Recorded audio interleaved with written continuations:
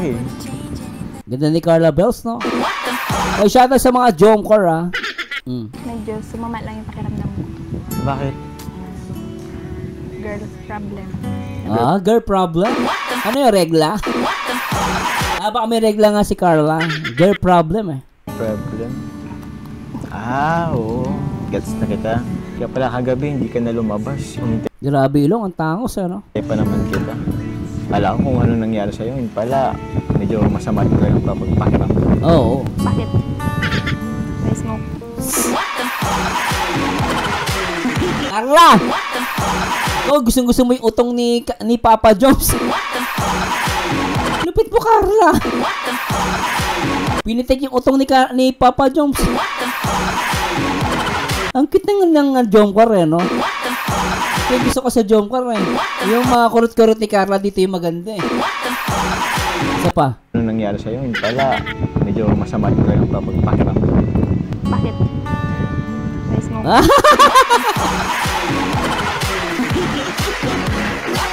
Ang lintik ka, Carla. Nakaliti din si Papa Joms, ah. Sobra to mag-ago. Hey. Oo naman, pero ba't kailangan kilitin mo pa ako? Namiss nga kita. I-unexpect ko pa naman kagabi. Nalabas tayo. Ay! Kasi medyo maga pa naman tayo na ako. Oo. Pero, yun, ngayon na lang. Pero at least okay na yung pakiramdam mo. Pati naman, hindi mo ako sinusungitan ngayon. Oo. Tinakpan tuloy yung utong. O, Carla. Sabi ni Papa Joms. Tinakpan, eh. Yun talaga pag mag-jowa, eh.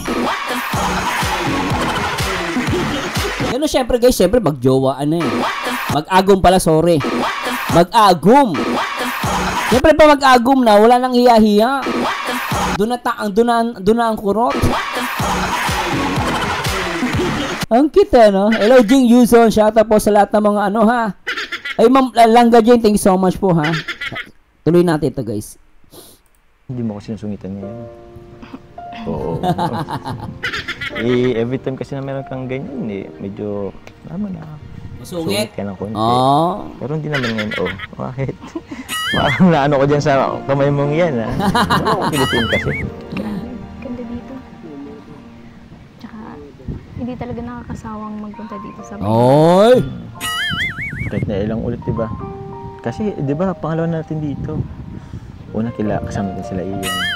Ganda ngayon at kasama natin ang Rabjack. Oo. Tapos yung ibang kasama. O, Rabjack pala nandito, ano? Natin. Ikaw, kamusta ka? Huh? Kamusta yung araw-araw mong ginagawa? Ay! Ako, ayos lang naman ako. Same pa din. Punta sa scout, beneficiary.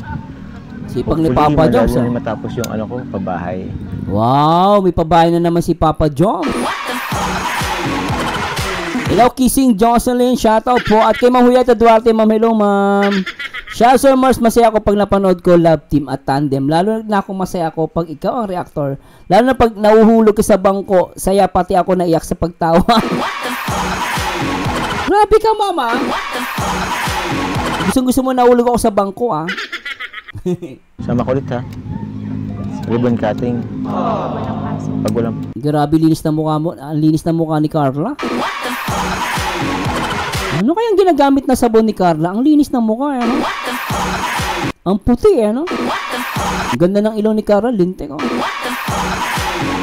Alagang Papa Joms. Alagang Papa Joms, di ba? Lintik, eh. Walang pasok. Pag walang... Mga next month na kasi yun. Kaya. Oo. Siya. Yan mo, konting test na lang. Bakit?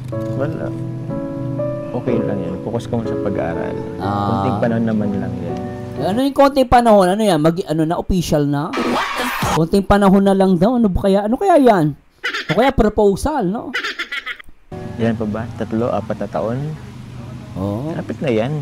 Bilis lang yan. Bakit? Ano ba yun? Ano ba yun?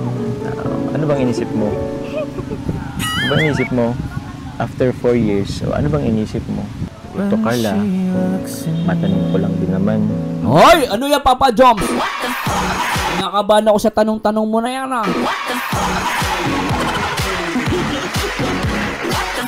Hoy, shoutout po, Ma'am Neday Jocelyn. Hello po, Ma'am. Taga Cebu. At syempre kay, sa mga Jomcar matatag, shoutout po, Ma'am Telma de Los Santos. Shoutout po.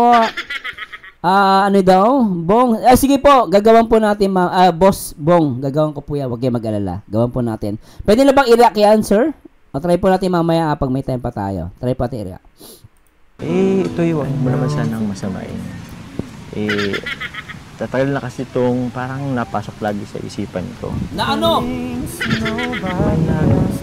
Pupupos na ba na kahit nag-aaral ko? Magpo-propose siya kahit na nag-aaral siya. Alam mo, Papa Jones, pwede naman kasi yan eh.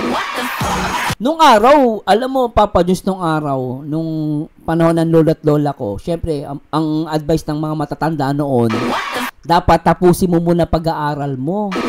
Di ba karamihan sa mga matatanda dyan, mga panahon natin, di ba? Ako, naabutan ko yan eh. Sasabihin na magulang mo, anak, wag ka na muna magjowa.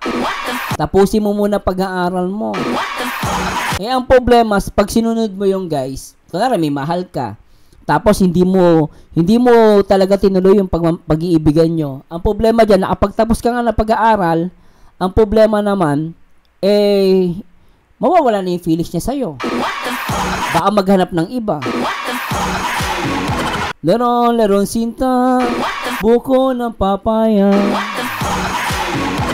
So, minsan kasi yung pag-ibig nawawala yun eh. Yung init ng pag-ibig nawawala yun. So, para sa akin, kung nag-aaral pa lang si Carla, pwede naman niyang gawin yun. Kasi kung hintay pa yung pag-aaral, tagal nung guys. Hindi mo may enjoy ang buhay mo. Tsaka pwede naman kayo mag-ibigan ng hindi naman nako-compromise yung pag-aaral. Maraming gumagawa niyan, nasa kanilang dalawa na lang paano nila i-handle. Diba ano? Diba? Ay sige ma'am, Maribig Butron, try po natin i-react yan mamaya. Pero baka record ko na lang po. O tuloy natin ito sa mga Jomcar. O, sa Ma'am Susan, noon, shoutout po. Good morning, sir. Sana mamaya naman araw ko, masaya na naman araw ko dahil napanood ka na naman ng Tandem at Love Team at napag-reaction sa I Love you, Chris. God bless everyone. Thank you po, ha. Sabi ni Teacher Terry, sir, sir, pwede din po ang payo niyo sa mi Chris. Actually, hindi po umasabi kasi medyo bata pa si Krista. Pero silang, basta kay Krista, mapapayo ko lang kay sa mi Chris. Siyempre, hindi pa. Baka mapagkamalian tayo. Baka sabihin, ni-normalize natin. Pero para sa akin, no, intin ni Krista yung yung sabi na natin legal age o 17 years old, pwede na yon. Pero kasi sa edad ni Krista medyo maaga pa. Pero sa kanila pa rin yon, karapatan nila yon. Pero kasi si Carla nasa age 18 na siya. So ngayon kung dahil 18 na si Carla, advisable na kahit nag-aaral pa siya, pwede nilang ituloy yan. Kunwari, pwede naman sila mag-engage. Pwede yon. Iba kasi nasa isip nila pag nag-engage, bembangan na. Ganun yung utak ng iba eh. Pag porket engage bembangan, hindi. Meron engagement, wala nangyayari. Wala silang nagpa-promise sila. Engage tayo, pero walang bembangan. Hanggang leeg lang. Huwag ka lalampas dito. Pwede naman yun, di ba, no? Langga Jane, ang tawagin Sir Mars, hindi talaga kayo ang tinadhana kasi ang ibig sabihin dyan, lang makapaghintayan ng love. Oo. Hindi, pero actually, alam mo, minsan tinadhana kayo, pero you have the right to choose. No, actually, minsan nakatadhana na kayo, kaya lang minsan, binabaliwala natin yung tadhana. Inuuna natin yung ibang bagay. Di ba? Kaya marami dyan. Sir, may nag-comment sa akin nga dati, Sir Merzano, dati ako ganyan, pinakinggan ko yung magulang ko. Nung pinakinggan ko yung magulang ko, nakapagtapos ako ng pag-aaral, nung binalikan niya ni lalaki, hindi na siya mahal ng lalaki. Nakahanap na ng iba yung lalaki. Pero yun ang mahal na mahal niya. Nakapagtapos siya, pero malungkot naman ang love life niya. Ganon.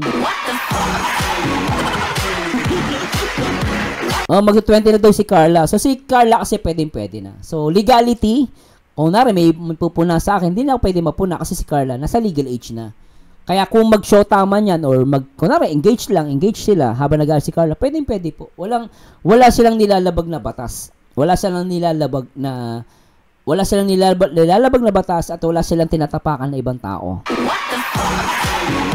Richard Tug na kapatid ko kinasal second year college, nakapagtapos naman sila ng pag-aaral nila. O, di ba? Pwede naman po yan.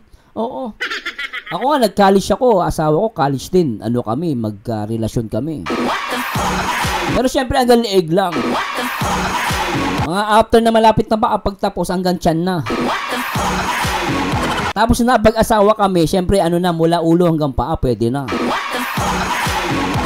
Kunwari, nag-aaral ka, engage, hanggang ulo lang. Hanggang dito lang tayo, ha. Pag malapit na makapagtapos, o sige, pwede na hanggang tiyan. Tapos pag nagkinasal na kayo, ayun na, pwede na hanggang paa, mula ulo hanggang paa. Mapapakanta ka na lang, paa, tuhod, balikat, ulo, paa, tuhod, balikat, ulo. Ang saya. Oo, tama, ma'am. Hanggang leg lang, parang di malulo. Yes, ma'am, swimming ang pinag-uusapan natin eh. Swimming yon. Yung mga to. Oh, may natutunan naman kayo sa akin. Ganun kami nung araw ng asawa ko. Magjowa kami, andito lang muna eh. Ay, tagal ko na naghintay sa'yo. Ilang taon na ako nahihirapan, hanggang ulo lang. Makapagtapos ka na naman eh. Baka pwede kang chance, gano'n nga. Huwag mo sabihin kay nanas. Sabi mo, huwag mo sabihin kay mama. Oo, syempre. Ako tayong dalawa nakakaalam. The rest is history. Kising Jocelyn, tama Sir Mars, kaya gaya ni na Dudong at Langga noon, bata pa si Langga pero naantay siya ni Dudong hanggang sila na po, diba Sir? Oo, si Ruel at Rachel. Si Rachel, bago sinagot si Ruel, hinintay niya talaga mag-18 siya. Then, tsaka niya sinagot. Diba? Pero si Rachel sa si Ruel, maaga, 16 yata si Rachel. Ano na sila, in love na sila sa isa't isa eh. Kaya lang, hinintay ni Rachel yung 18 niya, diba? Para wala masabi yung mga tungaw. Below the belt. Tuloy na natin to. So, para sa akin, agree ako. Ako, payag ako. Totoo lang, payag ako kay Papa Joms at Carla. Mag-propose siya. Pwede yan kahit nag-aaral. Mayaman naman si Papa eh. Mayaman naman si Papa Joms. Kaya niyang buhayi si Carla. Diba guys, no? Oo, kaya buhayi ni Papa Joms si Carla, ha? Mayaman kaya yan. Yung live sermers ang reaction mo po sa mas kilig. Sige po, gagawan po ng reaction video mamaya, ha? Pero baka record ko lang po, ha? Pero gagawin ko po yan, guys. Anyway, tuloy na natin to. Lintek ako. Noon. Kasi walang cellphone. Siyempre, pag namimiss yung isa't isa, para magkita lang kayo, minsan pupunta mo sa bahay, o kaya magkikita kayo sa tagpuan. Kaya minsan, yung ganon kaya ganun style na parang maraming nagkaabembangan nung araw. Maraming nabubuntis kasi walang cellphone nung araw eh. So pag nagkita kayo, minsan miss na miss nyo yung isa't isa. Hindi kayo nagkita 3 buwan, isang taon. Pag nagkita kayo, syempre iba nagbebembangan. Pero ngayon kasi, yung mga bata ngayon, ano na sila, more educated na sila. More on educated na yung mga bata. Actually, totoo lang po, napansin ko sa mga kabataan ngayon, mas educated na sila pagdating sa mga ganyang bagay. Na-handle nila. Hindi tulad nung araw, hindi tayo ganun ka-inform sa mga ganung bagay. Ngayon, sa panahon nila Papa Joms, kung yung mga magjojowa ngayon, pwede talaga yan. Nasa kanila, nasa pag-control lang naman at napag-uusapan. Diba babe, no? Kaya yung asawa ko, pag nagkikita kami dati sa tagpuan. May tagpuan kami. Kaming dalawa lang ang nakakaalam. Isang lugar na malayo. Malayo sa syudad. Sa city. Pupunta kami doon, kaming dalawa lang. Kasi medyo naabot na pa namin yung walang cellphone eh. Telepono lang, di ba? Pero wala kaming cellphone noon. Tatapo kami, tapos sa pupuntahan namin, walang kusina. Kasi yung lugar na yun, walang kusina eh. Hindi na matandaan kung saan yun eh. Saan ba yun? Hindi ko na matandaan talaga eh. Basta wala siyang kusina. Doon kami nagkikita sa tagpuan. Sa aming tagpuan. At meron doon nagbebenta din sila ng pansit. Oo, pansit. Masarap yung pansit nila doon. Ano yun? Room 201. O, tuloy na natin. Grabe kayo Yung iba daw, saan ang tagpuan nyo, guys? Yung iba daw saan? Sagingan. Oy, Ma'am Janela, sa sagingan. Sa sagingan. Oh, sa buko, hindi kayo pwede magkita sa bukungan. Sa buko, hindi pwede. Ang taas ng buko, walang masyadong damo yon. Sa saging, pwede kayo magtago. Dahon ng sa bayabas, hindi rin pwede. Maganda sa puno ng puno ng kamyas. O kaya sa puno ng kalamansi. Doon kayo magtago, wala makakita sa inyo. Ay, nako. Sabi ni Richard Tugna, tambayan namin nung high school na yung Pilipino. Asan na yung Pilipino? Grabe kayo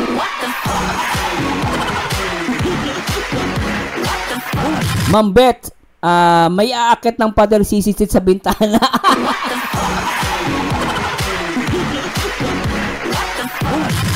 Grabe kayo, tawa ko ng tawa. Kulit nyo, tuloy natin. Ready kayo parehas. Sa bagay. Ako kasi ready naman na. Oo, si Papa Jones. Alam mo, Carla, piliin mo si Papa Jones. Buhay na buhay ka dyan sa tao na yan. Ang paabait pa. Kaya lang marami nagka-crush kasi kay Papa Jones eh. Yun ang problema kay Papa Jones. Ang dami nagka-gusto. Grabe, ang hirap ng buhay ni... Alam mo, totoo lang, naawa na rin ako kay Papa Jones eh. Ang dami nagka-gusto kay Papa Jones. Kaya tuloy, di ba, ang dami ng kay Carla. Kaya, Carla, tiisin mo na si Papa Jones. Marami nagka-gusto dyan. Pero ikaw talaga mahal niyan. Naku, kung ako babae, Carla, alam mo, totoo lang, kung ako babae, naku, sasagutin ko yan. Naku, asawain ko agad si Papa Jones. Naku, kaya ang buhay ni Papa Jones, ha? Ano pa yan, negosyante yan, ha? Negosyante si Papa Jones. Buhay na buhay ka dyan, lintek. Hindi ka pa ba ready? Malamang hindi pa. Ay! Tara na kung ano ka. Picture tayo dun. Bukod na naman si Papa Jones. Basta Papa Jones, hintay ka lang. Darating kayo dyan. Tara na. Let's go. Yung cellphone mo, baka maano pa. Tara. Picture muna, picture. Sexy ni Carla. Carla, ikaw ba yan? Parang pumayat ka. Lintik to si Carla, pumayat to. Si Carla ba talaga to? Ang sexy Ang sexy ni Carla, in fairness guys ha. Sumexy si Carla, ang ganda niya. Ang payat niya, in fairness, ang ganda 3, 2, 1. Pumayat to. Isa pa. Pwede yung makbay. Kala ko, ihalikan mo eh. Papa Jones, akala ko, halikan mo.